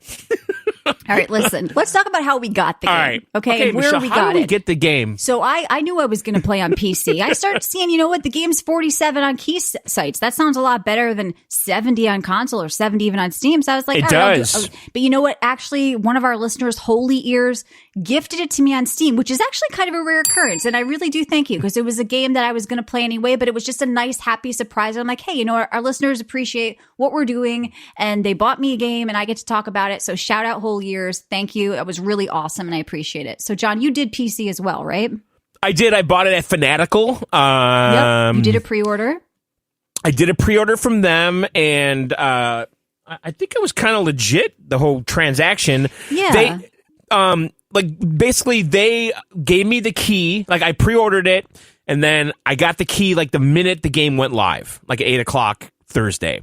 And it was punctual. It was on time. I was very happy. Like what, $48 or something? With I think $48, and then I got like some free game that we're going to probably give away and stuff like that. But I haven't. You know, we're not sponsored by Fanatical, but for whatever reason, that's been my key site lately. Yeah. They actually, I think what they do, they're totally legit. They buy a bunch in advance from different PR things. Well, I have to guaranteed sales and I was thinking about this. Yeah. Because it seemed official. It is. Okay, but here I don't want to like go down this road with this topic, but I'm wondering if giving the keys to a key site is a way that developers can prevent refunds on Steam. Just throwing it out there. I mean, I don't know. Either way, it's a calculated risk, and you are paying less. 47 versus 70 is still pretty nice. So yes, they give you a Steam key. They give you a Steam key. Yep. And it seems like, you know, they said, don't worry. Yeah. You know, we got your key, but we can't give it to you till release date. You know, so it's like we got the inventory. Interesting. You know, right. It's sort of like a guaranteed sale, right? They know they sold a bulk of keys. They can't be returned. But it's actually, you're both sort of making out then in a way. You take that risk where you can't do the 2-hour return, but you get a cheaper price, 47 versus 70. All right. So we both got it on PC. There were some problems we knew going into that. People were saying it's not locked at 30 on console. It kind of floats between 30, 40, and that makes it look kind of bad and just shitty. And so I knew you didn't want to take that risk. We have some people in our community playing on console that's like, yeah, it's a little stuttery, but it's playable and I'm having fun. So we can't give a console review, but you know, on the PC, there's also performance problems as well. That is the one area I think that should be talked about. Something's going on with the CPU. I have a 4090 and I'm having to run DLSS on 1440p to get enough frames for my liking. I shouldn't have to do that, right? Maybe at 4K, 1440p ultra wide with a 4090, I shouldn't need DLSS on. So obviously the game needs a patch. Like it's still fine for me on 4090, but like I said, I feel like I shouldn't need to like go through all that. Now I know you're playing on a 3080, okay, which is probably more of our listeners on ultra wide 1440p. What's been your experience with performance? Once I kind of settled on my settings, and I'm using DLSS quality, I'm getting like 70 to 90 frames pretty much. And I'll say this though. The game has crashed on me many times, and I feel like I've resolved most of it, but it crashed again today. You had a Windows update, you said. No, I crashed again today. Okay. The Windows update, I basically went through all my gigabyte firmware updates with my video card and I updated the living fuck out of everything, including Windows. We can't know if that's the game specifically. Well, your PC's been shutting down. You've been having Windows 11 problems. But also, it's the game. And also, you don't know that though, because I do know it. I play games on this computer every fucking day, and I don't have that. Doesn't matter though. Like we just did the last PC Outsiders, and you crashes. said my Windows 11 is unstable. This PC is unstable. It's not rock solid like my last I said it locks up like twice a month, but that's nothing to do with this game. Right. That's like when I'm away from. Like, that's I can't state that this game is crashing, so don't buy it. Like it's not a known issue. That's all. I'm going to tell you that it's crashing on me because that's the truth. So, right, but I can't say that. I can't stand by saying this game is crashing on PC, so it's bad to buy it on PC. Like I don't know if that's the game's problem or your problem. That's but I'll tell you, the crashes I were having seemed to happen in one area, and once I got out of it, then it was fine. And issues in that area. Yeah, I reinstalled the game. I did a Windows update. I did all the gigabyte stuff I could do on my video card, and then it like totally stabilized the game. But I also left this one area, which is where it was kept crashing. All right, well, I want to get to the actual game. Okay. Sure, but we're... Okay. Yeah. But I'm just saying. Yes, so right now it seems fine. It did crash again today before the show. I'm just saying. So other downsides of the game, which I think are legit concerns, people saying that there's that one save file. So yes, you only get one save, and then or the other option is to load from in. Now, if you load from in and you run around, it's going to auto save on you, and that's going to take over your one save, which may not be what people expect. And that's sort of a weird talk about system. Okay. I want to talk about this, and there's a workaround which I've done. Yeah, there's workarounds. But you shouldn't have to do the workaround. Okay, so I didn't understand this, Michelle. Okay, and we're going to be negative at first, but trust me, I do have some positive things to say. Okay, go ahead. Yeah. So yes, you have one game save. Okay, and then when you die, which happened to me today. Okay. I had the choice to go to my last inn or go to my last game save. Now, I assumed the last inn was the inn that I was actually in at the big city, but no, it was the fucking inn I was at 4 hours ago, and I lost literally 4 hours of gameplay by doing this. Oh boy. Okay. Yeah. So whatever you do, it's confusing. Yeah. Unless you truly know the last inn that you checked into, and by the way, you have to like really check in, not just go to an inn and talk to a bartender. Like you have to actually check in. Unless you're positive, do not, under any circumstances, pick last in, because I did that and I have to redo a lot of the game. Now, as soon as that happened, I was like, what the fuck? Because you just go load from last save? No, you can't. Once you check into the inn? Once you check into an inn, that save's gone. The last save. It's just a weird decision. There's another weird thing when you hit save. If you want to exit the game, you have to go to hit save first, then exit without saving. Like, why would you make me hit save? Like, there's a couple of like really weird things that they say they're fixing. Now on Nexus Mods on the PC, there is a mod that I have installed that allows you to have multiple game saves going at the same time. Sure. And so right now I have the only save I have is the one at this inn. Yeah. Near the beginning of the game when the game fucking was crashing on me, by the way. Yeah. And so I've duplicated that save, and now I'm going to you just keep adding saves in this little box of this mod, which there's a couple of them on Nexus Mods. So if you're on PC, I really recommend getting this because they're fixing it. I don't know when it's happening. I'm not going through this ever again. The thing is, like, I'm wondering if it's a de novo thing, because people said if you deleted the save that when you made it like 5 times, it would like put up a flag for your account. So this whole like de novo is actually bad for performance too. And whenever there's de novo in a game and it has bad performance, the whole anti de novo community goes fucking ape shit on the game. And I think that's also happening here too, because like they have this idea in their head that it's bad for performance. And I think it is, but like they deny it is. So I honestly don't know the truth, right? I'm not an engineer, but that's sort of a part of this too. Now they usually do remove it down the line and then performance gets better and then people start pirating the game. Because let's be real, people are going to pirate this, and they would have pirated this if it came out. Just like, you know, by the way, Alone in the Dark and South Park are out there on the web. So yeah, they're being pirated. They don't have de novo. This game does. So that's also another kind of part of it. For me personally, I didn't really have performance issues. It doesn't sound like you really did either. Like the 70 to 90, it's not great, but you shouldn't, it's not as well as it should be. They admitted that. They said there's a problem with DLSS. It's not looking as good as it should. They said like when you put on DLSS, it makes it look much shittier than it should. Yeah. I turned the sharpening up. And I should mention too that I played some of this on my Steam Deck streaming from my PC on my TV. And that was actually pretty good. You know, it's fuzzy because I only did 1080p, but that's an option. Because, you know, I do like on the weekends when I'm chilling out to just be on the couch sometimes and not be down here. This just in, not making this up, Usher has been accused of robbing a church. 100% not fake news. Yeah, what's going on with P. Diddy? I don't know what's happening out there with rappers and R&B stars from the 90s and early 2000s. But yeah, so some bad kind of weird things. These are the things we should have been talking about instead of the microtransactions, which were meaningless. Like people should have said like, yeah, these weird saves, this is like, you guys should patch this today or it's kind of not good. But even then, like, you know, it's not a game breaker for me. It's not a deal breaker. It's not don't buy this game. As long as you understand how the game save and the in thing works. Yeah. Just know going into this, though, you better fucking know what goddamn in you checked in last. Yeah. I mean, there's a couple of weird things, but like the game almost has this old school soul in a way. And this is sort of goes back to with Alone in the Dark with the like, do you want to play modern or do you want to play, you know, classic? This game to me is classic and it plays a lot like Dragon's Dogma 1, which wasn't that mass market. It was sort of something that people loved like open world RPGs and, you know, wanted that sort of gritty realism of this like dragon killer. And so like it sort of has the spirit of the original game.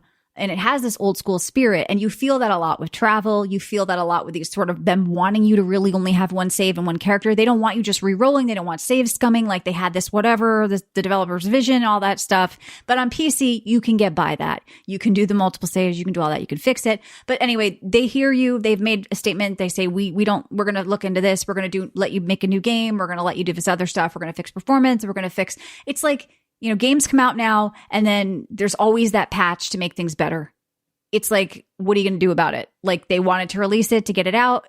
Right. And by the way, the tide has turned a little bit on Steam too with the reviews because they went from mostly negative to mixed. Yeah. So people do like this game. I mean, people that are actually playing kind of like it. At least the ones I know. All right, let's talk about the game. Okay, so by the way, we did do a lore episode on our app if you guys want to listen to that. So Michelle, how would you describe do you want to just get into the whole pawn thing? Because that's the magic to me of this game. Well, I don't even know if you like the game. So why don't you give me like a quick, kind of tell me what you think of the game overall, and then we'll talk about like specific things in my thoughts, and then we'll talk about like what it is and all that too. Because I'm curious, people want to know like what you think of this because you're casual. Yeah. So this is This is an open world RPG. No, what do you think about the fucking game? I'm about to tell you. So I'm a mage, okay? And I like my character a lot. I would not like my character much, to be honest, unless I had the support I have of my pawns. Well, mages are support classes. They're caster healers and buffers. Right. So I'm in the back, just kind of casting shit, and I do have a healing bubble right now and some fire thing. Mm-hmm. But like I'm in the back doing all this, and I recruited pawns. You know, I made my pawn. I made her a fighter or soldier, whatever the fuck she is, a swordsman, and then I recruited an archer. And I think I had another soldier, right? Mm-hmm. And so I had this team of 4. I have my pawn, which is the person I made that is like my soulmate and always with me and can never leave me. Then I have these other 2 that I hired from the great beyond to join me, and they're kind of disposable. What I really like, though, is the banter that goes on with them as I'm playing the game. I actually like that. because I feel like I'm actually playing with real people. I think the AI of these pawns is not bad. The world visually is like, wow. I think that it's giant. It's alive. I agree There's with stuff you. I've been hearing happening people everywhere. saying it's bland art direction and the world It's not. No, it's not. Stunning. I agree with you. It's ambitious as fuck, honestly. Yeah, it is. And it's unbelievably alive. You know, people walking down the roads, you'll come across some goblins and then you're suddenly fighting them. And then all of a sudden, like, these wolves come by and now they're joining in, and then I got some fucking ogre now in there. It can get out of control really quickly. So let's kind of back up a little bit with the pawn system, though. So you create your pawn that you always have with you, and then you can have two others with you optionally, and you can get those for free, or you can spend a little bit of like points in-game points to get like better ones. But those can die, they can get lost. But what they are is they're other people's pawns if you choose to play with online functionality. Or Capcom official ones, Well, yes. Or they're your friends' pawns. Because, somebody tweeted us, they ran into mine, Leon, who's a fighter out there, and they rented him on the road.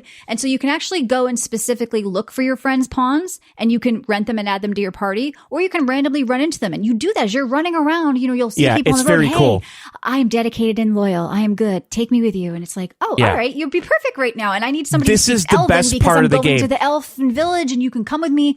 So it's like the pawn system and what's cool is so fucking cool and so fucking unique. And the combat with them is so fucking dynamic. Like there's things that go on that people don't even realize. Because if you have two mages in your party, you do this quick casting thing together where there's like this ability where you sync up and you both are casting faster because of it. So there's like synergies that go on between you and your party. And that's the cool thing too. Like you pick your class, your vocation, but you can change it at any time. And there's 10 of them and you can get all of them and you'll have enough points to get all of them in every skill in every one. So you'll have like 50 skills in each class that you've unlocked all of, and there's all these combinations, and you can change yours and you can change your pawns. So right now I'm doing the caster healer thing and I have a tank guy with me. I might get bored of that. I might say, you know what? I'm going to be a rogue and he's going to be a hunter, and I'm going to make him a kiting hunter. So he's going to start kiting and I'm going to do this. Like, so the combat here, I've never seen anything like this in a game before. Like, I know. Just the way the two of you interact. But, and the most important thing about the pawns too is that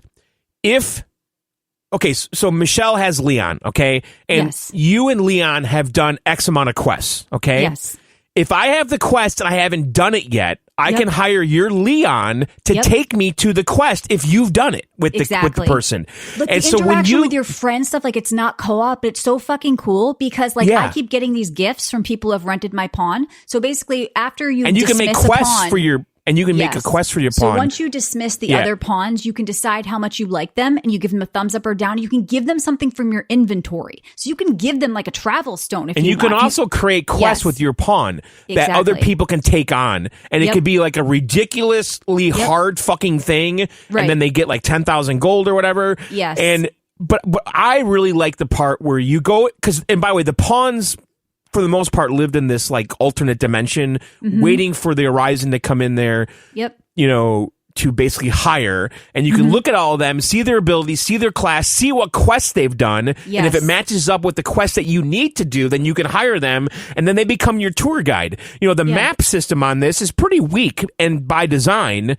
They want you to rely on the pawns. They want you to rely on the ox carts. They want you to rely on it being really valuable when you find a new city, because there's a bunch of cities spread around the game and the map is huge. When you can finally drop that port stone and travel to it, you feel like you've kind of accomplished something. Like I said, it's very old school in feeling. So I don't recommend this to just some casual gamer that doesn't have a lot of time. Like you've got to love open world RPGs. For me, it's scratching the Elder Scrolls itch. But even outside of never mentioning or comparing it to any other game other than the first Dragon's Dogma, this game needs to be recognized for the pawn system and the combat. It is truly fucking unique. The pawn's the best. Very special. It's very special. The pawn thing made my time with this game special, honestly. Like, I'm like, okay, I love, and the thing is, I care about my pawn. I don't want my pawn to fucking die. like I'm invested, and like I'm having, like I was in this one town and some of the pawns will be assertive in the town, like they all have like different you said, personalities. They'll be like, "Look, I'm going to rush in. You want me on your team? I'm a bit crazy." They'll tell you. Oh, and then should we talk about the disease the pawns can have? Yeah, I mean that's a little spoilery. I don't know if we should, but they can start. There's weird things that can happen, and yes, you can also rent like Asmongold's pawn in the game, and like I said, so it's your friends. It's like specific ones from Capcom, from like streamers, and then it's also ones they've created for the game, like because you'll be like, oh, I need somebody who speaks Elven to go to the Elf City. So but yeah, it's really unique in that aspect, and I love the fact that they decided to let you change vocations at any time with like no cost. That is the beauty of this game, because you could honestly try half of the vocations and hate them.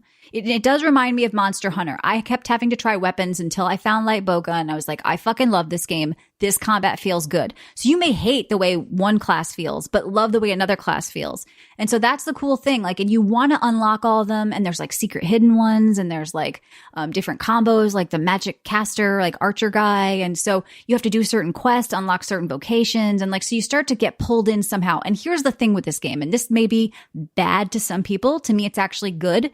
So here's my like ride with this game. I started playing. I'm like, hey, it's pretty cool. Yeah, I like it. Yeah. But then after 20 hours, I was like, holy shit, I get it. I get, like, this game is opening up, and this game's actually like, I highly respect the vision of the pawns and the combat.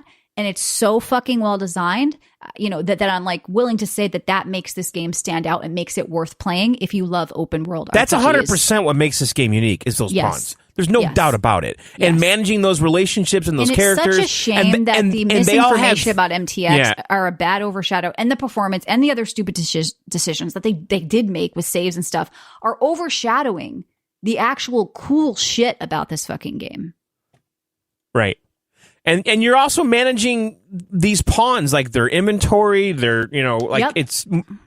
They can carry things for you. They can combine ingredients for you. Yes. If there's a girl, she's like, hey, I make potions. You want me on your team? It's like, yeah, now I don't have to do it. And you can actually craft from your staff. Shout out Badger, because we were talking about that today in Discord. You can craft from your storage and inn. And there's houses you can get in every city. If you do a quest, you can get a house in every city. So like, it's not just going to the inns. You now have a place of your own.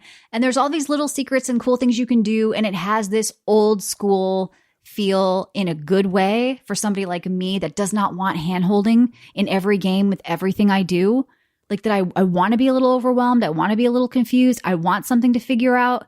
And it's like, that's the beauty of it. And I think for some people, especially with a lot of very pampered gamers, it's become all of us at this point. Like, everybody is very pampered. Everybody expects things to be designed in this new formulaic modern way where you have, how could they not have, I'm seeing articles from journalists, right? Going, how could they not have fast travel in more places?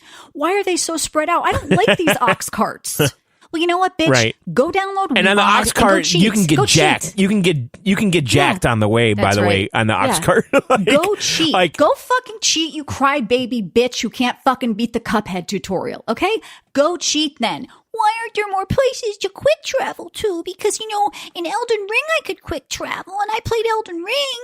That's what I read today. It's like, welcome to the design for this game. It doesn't have to be exactly like every game you've recently just played.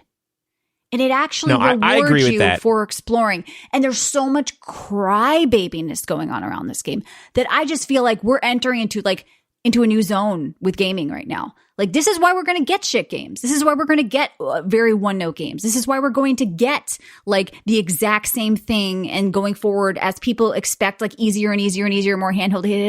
Like, it's a long line where at the end of it is just shit. And you think back to people who are nostalgic for old games. Like, if you're one of those people, if you're somebody who's like an old school gamer and you're nostalgic for old games, you kind of miss the 90s days, you grew up with that shit, like, you're actually going to probably be able to handle this game. But if you're one of these new age gamers that just wants everything handed to you with a spoon. I came home from work and now I got to walk to a town? I'm a dad. I have 3 babies and I work, and my wife wants me to do the dishes too. And how am I going to have time for this, guys? Right. So it's like, no, I get it. Like, no, listen, I've always said this, art is art, and these developers should be able to make whatever the fuck they want. And this is what they did. And I think I appreciate it. Like, not every, I don't know where I'm going with this, but the point is it's a design decision. You either like it or you don't, right? And I think it adds to just the risk reward of the game, because when you go out, and by the way, let's talk about at nighttime. Yeah. like at nighttime, don't fucking go out at night. And by the way, if it's too hard at night, you know what you can do, guys? Cheat. Go cheat and make it daytime always.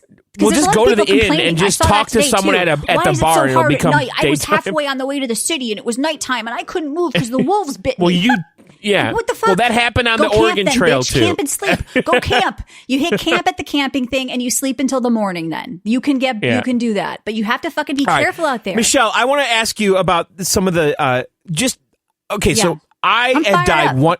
I know you are. Go ahead. I died one time, and it basically cost me hours of time. I like that, though. I like it if a death is costly. I'm down. You fucked up, though. I know. Okay. All right. Yeah. I'm not faulting the game. It's mostly I'll own it, because I didn't understand what I was clicking. Don't be a bitch. Just own it. That's right. And honestly, I know more about the game that I'm actually looking forward to redoing what I did previously. Yeah. So anyway, but when I died, holy fuck, did shit go south fast when I suddenly had. Yeah. Because again, you engage a pack of wolves, and then all of a sudden a fucking griffin comes in, and then an ogre, and all of a sudden you start attracting all this bullshit. Like, are you finding the combat to be Souls-like hard, or mostly not? I don't think it's Souls-like hard. It does get harder as you level, but it's more about if you're being an impatient asshole. And I've done that. Right. I've been like, shit, I got to run up to the Elven City again because I'm doing this quest line. And that was really cool. Like, I recommend if you're a caster, get up to that Elven City and go shopping and buy yourself gear because there's some really badass shit up in the Elven City. But anyway, so I'm running there really fast, and I was being an idiot, and I got completely overwhelmed, and they killed me. They killed my whole party, and I lost a pawn I had. But you can get the ones back you rented. And by the way, you can resurrect anyone in the game with like a wake stone. So you can go to like this grave site, and you can get NPCs back, because NPCs can die. This is another hardcore thing about an old school game that people are crying about. Well, like how am the Dragon Plague. This quest? I can't do this quest. You got one of these Dragon NPCs Plague died. Hey, you wipe out There's an a system entire in the city. game. Go res the fucking NPC. It doesn't play well on Steam Deck, Kalani. No, it runs like shit. You have to wait for patches, unfortunately. Yeah, I played it on my Steam Deck, but I streamed it from my PC. Yeah. Like and then I even fucked up. I turned into a crybaby because of all the drama with this game. What happened was I thought a quest was bugged because there was a dead elf on the floor that they wanted me to pick up. And I realized I just had to walk up to her, and I had to hit pick up because it wasn't showing. I had to pick her up and take her somewhere. But I was panicking. I'm like, these motherfuckers, they gave me one save. This quest is bugged. It's not here. I knew this was bad. You know, I started like going into a spiral. About the pickup mechanic. The pickup mechanic's a little weird. You can pick up people and throw them at enemies. I don't really do it often. You could if you're like in a battle, you could pick up a troll and throw it off the fucking mountain and kill it. Yeah, or exactly. just but you could also pick up people in your party and toss them. There's some funny old medieval lines in this game too. Like they keep telling me this cave is queer. Oh, this cave is queer. I'm like, what the fuck did they just say? And then they're like, you know, your pawns will talk, and then you're going to hear this too. They'll be like, you know, I used to travel with people that only travel with all female pawns. Huh? Wonder what that was about. Maybe we should get a female in our party. They kept telling me because I had 3 dude pawns. I'm like, what the fuck is this? I don't want your feminist bullshit in my game. I was just kind of like joking about it. But like the pawns will talk and they'll discuss other like someone was like, I traveled with a guy who got rid of me after one fight. You know, it's like they're shit talking to the other people that rented them. I actually like the dialogue. And when you're walking around too, they'll like say, oh, I think there's a chest over there. Oh, where does that ladder go? Like they're kind of like pointing things out, like landmarks and stuff. Yeah. So I'm playing with mouse and keyboard, by the way, which is probably not the best. Female team. I feel like I'm Robert Palmer in the Addicted to Love video. That's fine. Go for it. You can do whatever you want with your bitches. You want blow up dolls, homeless, shout out. I have a harem. You know what I mean? I got my stud Leon with me. He's keeping me safe. I love being in the back. I'm healing him. I'm casting him. I'm buffing him. He's jumping on orcs' heads. He's stabbing him in the fucking heart. You know, there's these big, huge, massive beasts you fight. And yes, they all interact differently with you, even because of your sex. So I had all male pawns in my party. Of course, I'm going to fight with a bunch of chicks. They're going to get me killed. Okay. So anyway, the werewolf comes out and the pawn's telling me, oh, werewolves, by the way, they chase women. So you better run and you better just run around and do nothing. And I'm like, all right, because he's going to chase you because you're a woman and we'll just kick the shit out of him. It was like the best fucking quest I've ever done in my life because I just ran around scared because this wolf was chasing me while these dudes kicked the shit out of him. I was like, this game fucking gets me. Okay. But it's like, you're going to have these weird little interactions because of the class, because of the sex, because of whatever you and your pawn are, that like you were just like, it's just kind of like these moments that happen that you don't expect. And it's just kind of fun. Yeah. So, all right. Anything else you want to say in closing, Michelle, or I want to say that anything? like internet crusades about games when that games are bad when it's not about the gameplay.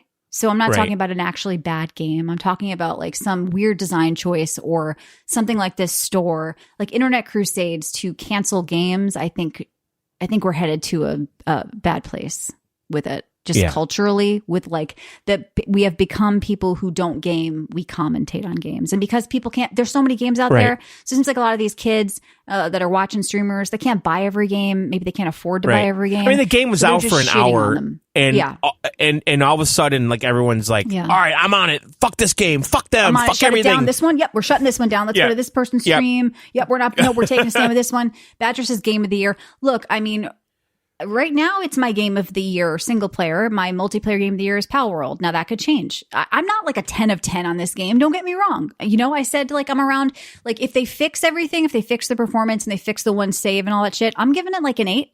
That's not bad to me. And I'm doing that because the combat and the pawns are so fucking unique, they need to be recognized. And it's so nice to play something different and new again, where I'm not doing the exact same thing. And every game doesn't feel handholding. You know what? I can't just port around the corner to every game and it makes the huge world feel trivial.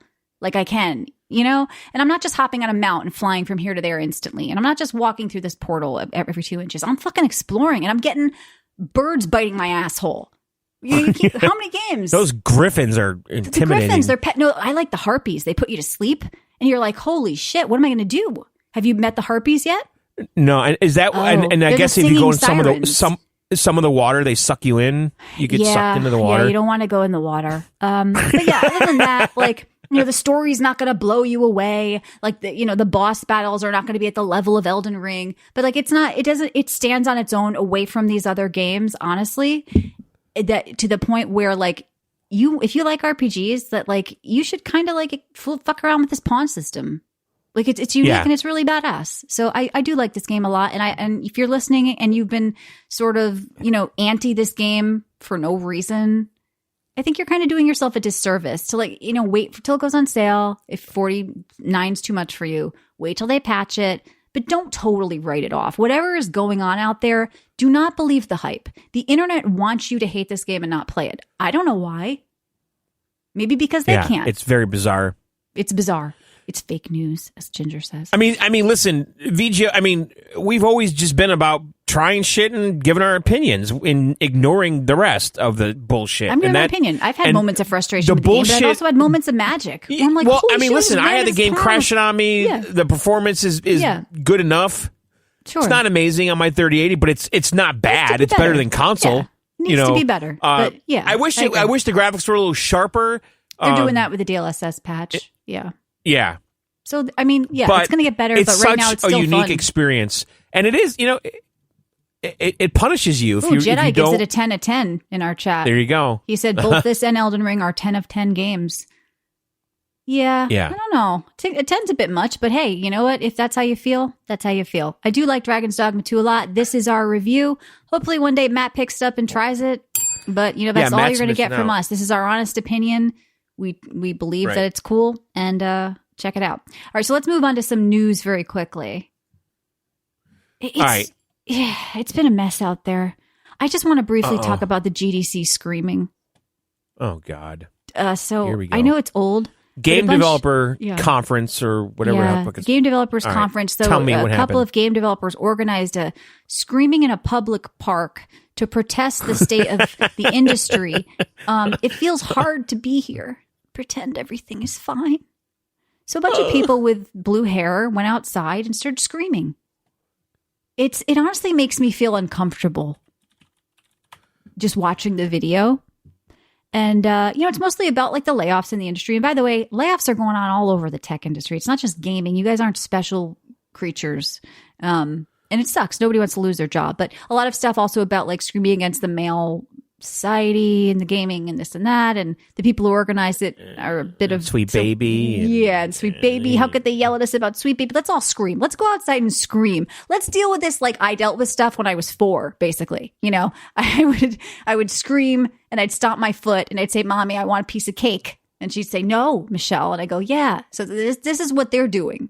They're screaming like toddlers, basically. And nobody taught them that you can't do that anymore. You're an adult. You don't go in public and just scream like a fucking mentally ill freak. But apparently that's what they do at the Game Developers Conference. Now, there were also literal, sort of, I don't know, they were calling themselves this, so not to get political, they said they were Marxist people that wanted to spread the message.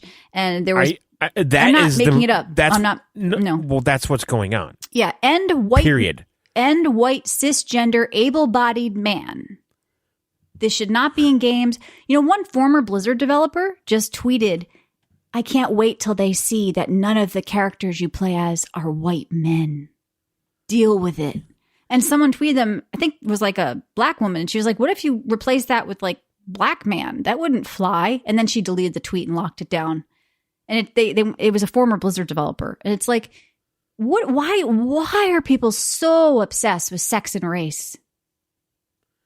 And we have to talk about this because it's Marxist infested gaming. Manifesto. It's the Marxist thing. And it's like, you guys want to know what the real divider is? Honestly, it's class, okay?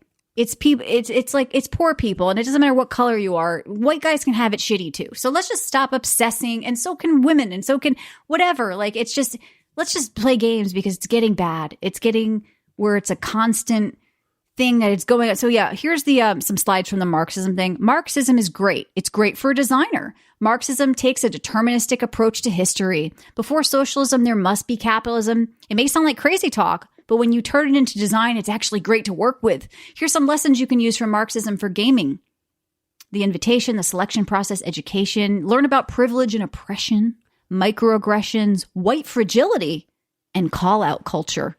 You know. By the way, this is literally communism. Okay, it is. Just so you know. Like, no, it is. No, that's what it is. Okay, it is. Karl Marx wrote the manifesto of the Communist Party. And if you don't like it, you scream and you stomp. But and you that is and you literally what's going on here. They're trying to dismantle the country. Right. I'm sorry.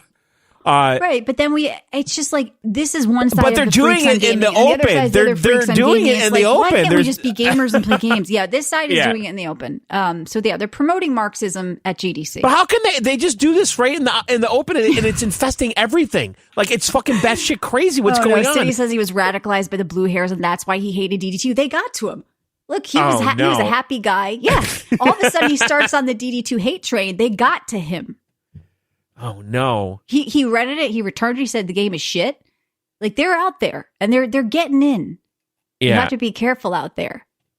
That's all I'm gonna say. Know. They're getting in. They want us all to hate each other and fight. But look, we're all gamers. Well, that's how they're gonna dismantle society.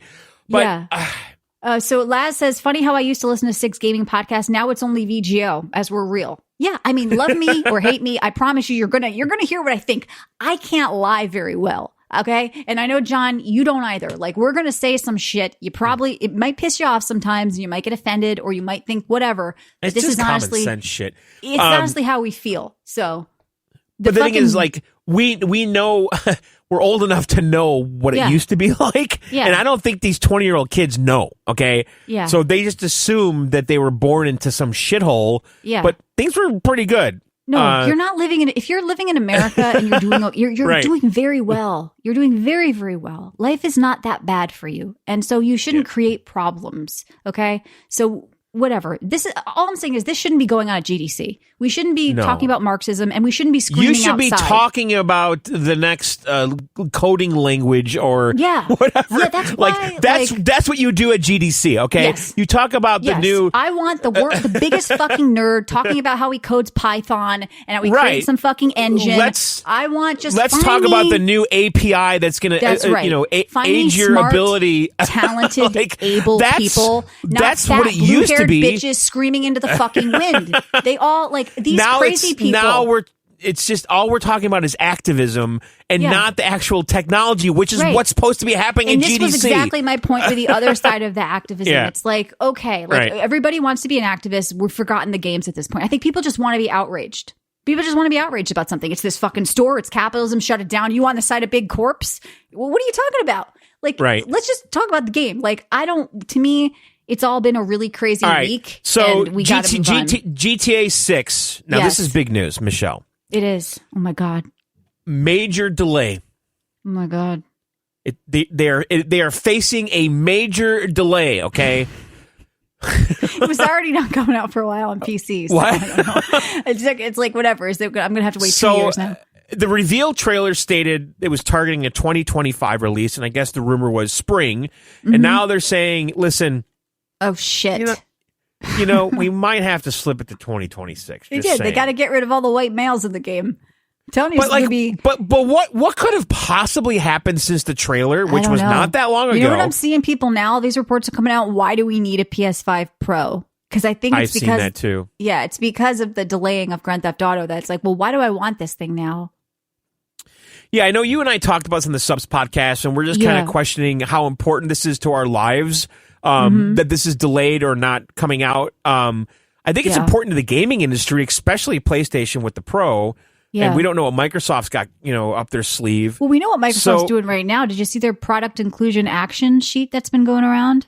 And of course, people are putting this around with Stellar Blade because they're both total opposite. So I was like, next week, when can you play Stellar Blade demo? PS5 this week on Friday. Okay. You can play Stellar Blade, which is all about sexy and sexy outfits and a hot body, right? So Microsoft puts out this thing saying that be careful not to create women with, unrealistic body proportions or things that make them feel weaker than men or whatever. They have this like whole big sheet of how to do inclusivity and how to make women look and all this stuff. And players want to be able to feel like themselves and this diversity stuff. And it's just like it's putting out the message that Xbox doesn't want to have attractive female characters. And then people start with the Fable examples and what they did here. It's not a good look. Like gamers really don't want this stuff. So the developers gamers don't want it. You got to understand though that, okay, so they're citing stats, okay? And where are those stats coming from? Right? Yeah, what's the sample size? Our research. No, they're citing this Diamond Lobby diversity gaming report, you know. So you ask people like Sweet Baby to do a survey. Hey, do you guys want to be fat and ugly in a game? Right. Yes, Sally, so they're saying I want to be fat and ugly. 50% of players, don't play certain games, because the characters, they don't like how they look. Well, that's okay because honestly, the majority of gamers aren't women anyway. So what are you going to do? I know, but again, you can create stats for fucking any cause that you want if you interview or ask the people that are like you. Okay. Yep. So I don't trust any of these stats. I don't. Okay? But the fact is, this is what Microsoft is putting out there that they want. So yeah, Phil did it again. They're saying that 41% of retail consumers. They're saying that almost 50% of retail consumers have shifted their business away from brands that don't reflect their value. I don't believe that for a fucking second. You guys are making games. I don't want your values in the games. Just make a fucking game. Get me the best fucking most talented people to make the game. I just don't believe these stats. I think this is pure bullshit. Because you're getting these stats from these fucking activist groups. Okay, they're putting their hand on the scale. Okay, to get the outcome they want. Of course, and it's all bullshit. Okay, it is bullshit. And it's sad that Microsoft has bought into this, but it's like they're an American company, and that's what's happening. Yeah. Well, they're publicly traded. They have to answer to shareholders, and we don't know who they are. Would and Microsoft blah, blah, blah. put out Stellar Blade?